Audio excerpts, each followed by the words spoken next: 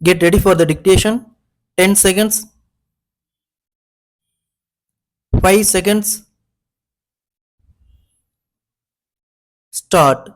தலைவர் அவர்களே, இந்த பேரவையில் தமிழ்நாட்டின் முதல் அமைச்சர் அவர்கள் சமர்ப்பித்துள்ள வரவு செலவு திட்டத்தை பல சிறந்த அம்சங்களை கொண்டதாக நான் பார்க்கிறேன்.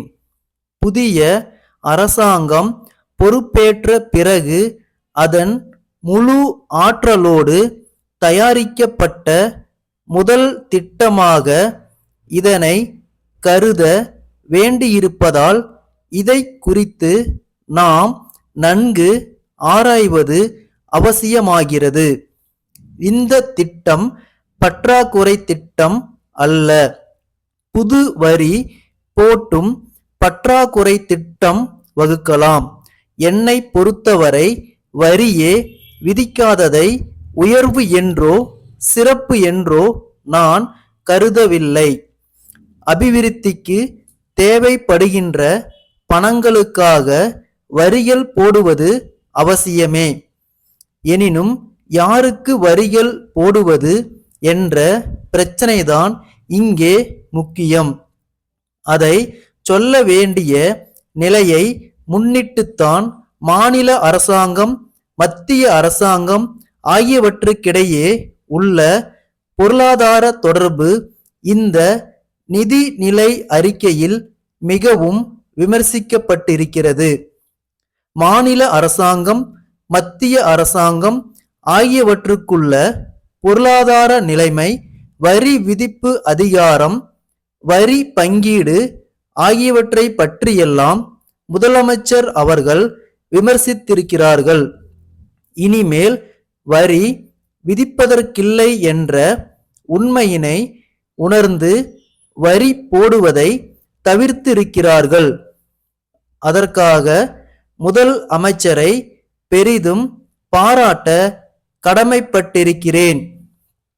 நம்முடைய பொருளாதாரத்தை முறைப்படுத்தி காட்டி மக்கள் மீது தாங்க முடியாத அளவுக்கு வரிகள் போடுவதை தவிர்த்து தாங்கக்கூடியவர்கள் மீது வரிகள் விதிக்க இந்த அரசுக்கு எந்த அதிகாரமும் இல்லை என்பதை அனுதாபமான நிலையில் அடக்கத்தோடு பண்பு கலந்த வார்த்தையிலே எடுத்து சொல்லி இருக்கும் முதல் அமைச்சர் அவர்களை நான் பாராட்டுகிறேன்.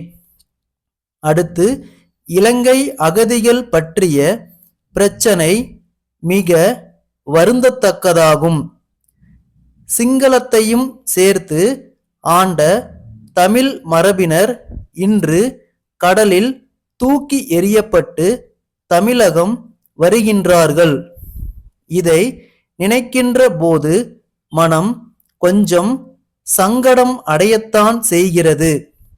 சென்ற ஆண்டு வரை பர்மா அகதிகள் இங்கு வந்தார்கள். இந்த ஆண்டு இலங்கையிலிருந்து அகதிகள் வர இருக்கிறார்கள். இனிமேல் வந்து கொண்டே இருப்பார்கள்.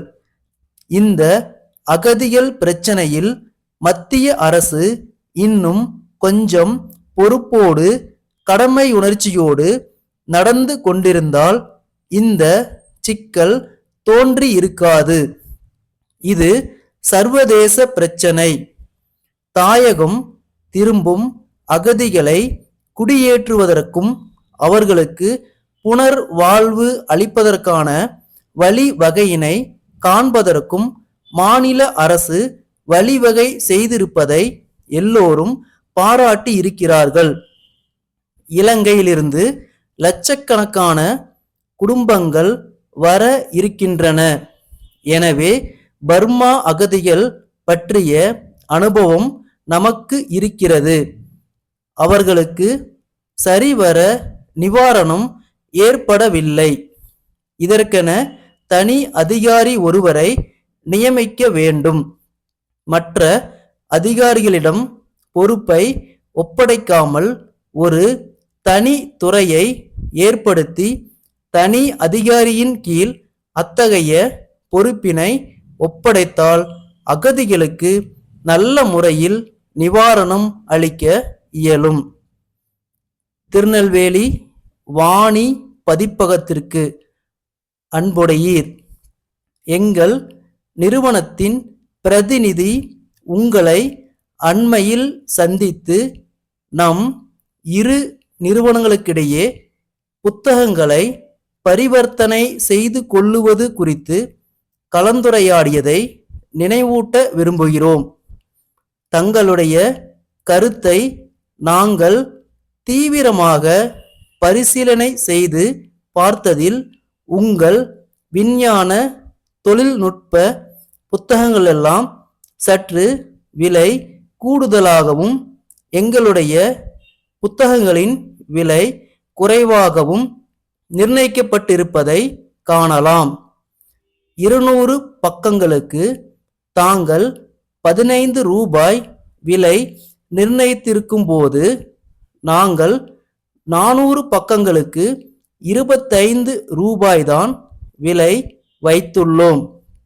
இரு தரப்பு புத்தக ஆசிரியர்களும் சமமான புகழ் வாய்ந்தவர்களாக இருந்தும் உங்கள் நூல்களுக்கு குறிப்பிட்டுள்ள விலை சற்று கூடுதலாக இருப்பதால் அதனை விரைவாக விற்பது கடினம் என்று தோன்றுகிறது.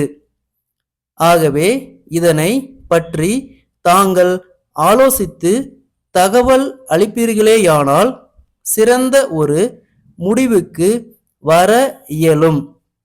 எங்கள் பட்டியலில் கண்டுள்ள சமூக நூல், வணிகம், தொழில்நுட்பம் ஆகிய துறைகளுக்குரிய புத்தகங்களையும் கவனிக்க வேண்டுகிறோம். ஆதரவை நாடும் தங்கள் அன்புள்ள பாரதி பதிப்பகம். ஸ்டாப்.